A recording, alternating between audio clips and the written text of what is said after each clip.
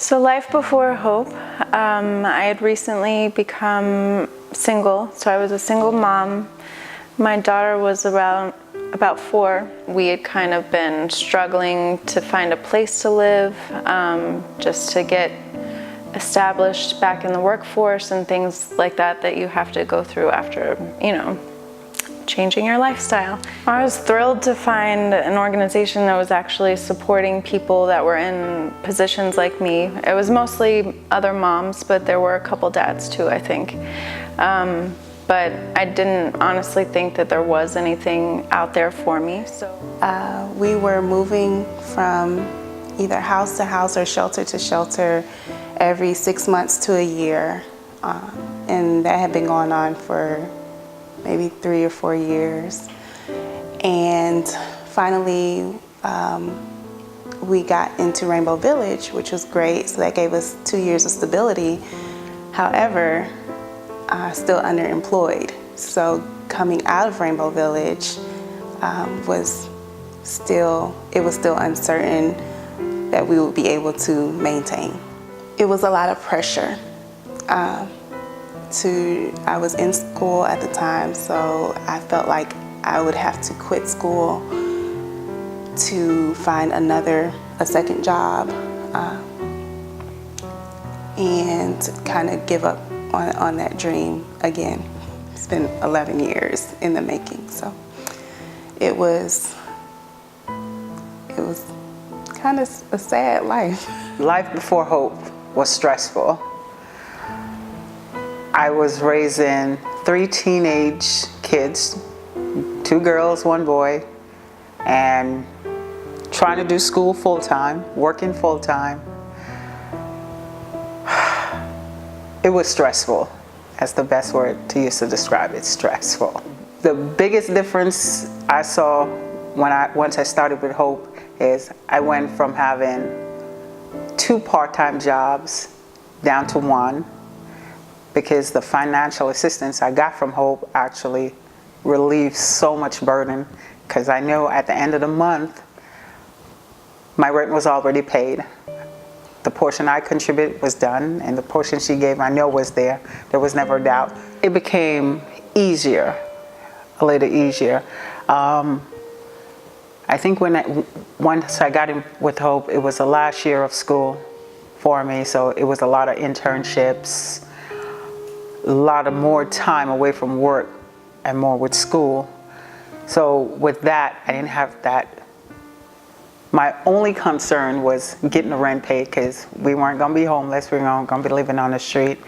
And I needed to have one job to where I can work, make enough money to pay my portion of the rent. Being that non-traditional student, I couldn't do what the younger kids did, because I have all this audit responsibility behind me. So I had the kids to go on to, the cars to pay, the rent and everything else. So I had to try to keep that happy balance, which was very, very difficult. I suffered in silence, really. So they just know they came home, there was food in the house, the rent was paid, and we weren't becoming homeless. I was so happy to meet Kenita. I am able to actually accomplish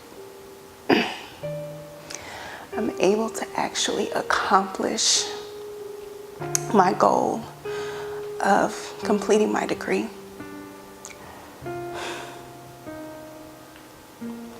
And I've not accomplished very much since receiving my high school diploma. So it's a big thing for me. So Hope Inc. has allowed us to continue to build roots. The difference between other programs and Hope Inc. is that Hope Inc. understands that for me, my only way out of the cycle of living with people and out of the cycle of going to shelters, my way to stability is through a degree. The other programs I've been in, the shelters and transitional housing programs, They did not want me to go to school. Hope Inc. School is the top priority, to the point where they are helping to take, making sure that the kids stay in daycare or have after school programs, making sure we are taken care of in all other ways, and keeping a standard to where we can not just succeed in school and just get a diploma, but there's a spirit of excellence. So we have to have a certain GPA. So that's just amazing to me. And met Hope, and it really gave me hope. Literally what the word says, it really gives you hope. I graduated with my BSW from Georgia State in 2014. In 2015, being the smarty I am, I undertook my master's degree. Today, I am financially, I won't say secure, but we're stable. Life after Hope was great. I actually continued school. I went straight into my master's program. So I was able to complete an accelerated program to get the master's in a shorter amount of time. And I feel like having Hope there while I was getting the bachelor's kind of set me up for the trajectory of the master's, and then a job right out of college, and then other things like I got my clinical license this year. So it just keeps going, and it hasn't really stopped. Eventually, a few years ago, we were able to move into a house. I bought a house. For my master's, I got an internship at the Atlanta Women's Foundation. So that was more of a grant making, a macro perspective. I got to see how other nonprofits similar to Hope are making a difference in the community and how that process works, and that was very inspiring, especially my major is social work, so that's what it's all about for me. I've been graduated about 3 years now.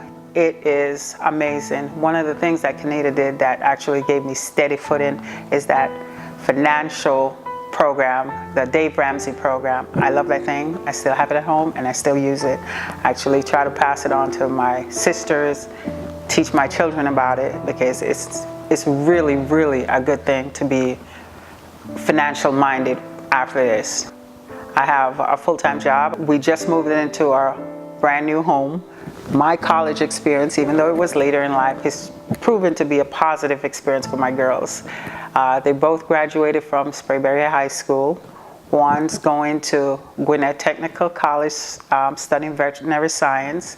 The next is going to Georgia State studying business administration. For all the single parents going through this program right now, stick with it. Stick with it. Yeah, it's bumpy, it's rough, it's hard, it's difficult, it's frustrating. It seems easier to quit and go somewhere else, but I'm telling you, stick with it. The end result is awesome. You're gonna feel a sense of accomplishment, you're gonna feel a self-worth, you're just gonna feel awesome in the end. Kenita and this organization is there for you now and after. You can always pick up the phone, you can always call her. She's there, she'll encourage you. She and her whole staff will encourage you and take you for it. One thing I want to tell you, single parents, once you get to that other side, y'all got to give back. You got to help the ones coming up behind you.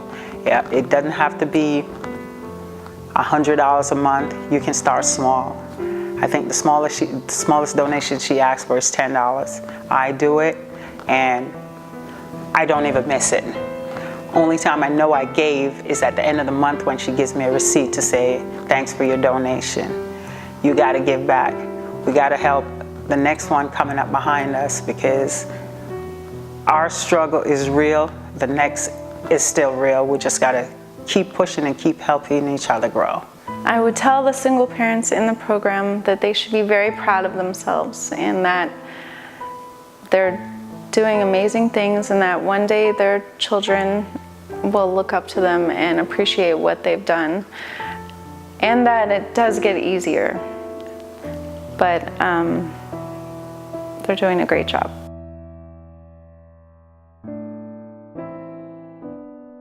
I would tell donors, thank you very much, because it did make a big difference in my life and my daughter's life. And it doesn't take a lot, it just takes a little bit. And a lot of that is also someone believing in you and someone being on your team, in your corner. And that's what Hope gives in addition to assistance. To every one of the donors, I would say thank you for your generosity. Thank you for your kindness. You have impacted our lives in such an amazing way that words cannot describe. It might seem small, or the impact might not be visible right away, but I promise you it is. You have touched lives of us, the participants, our children, and the effects is being felt and will be felt years later. If I could say anything to the donors, I would say thank you.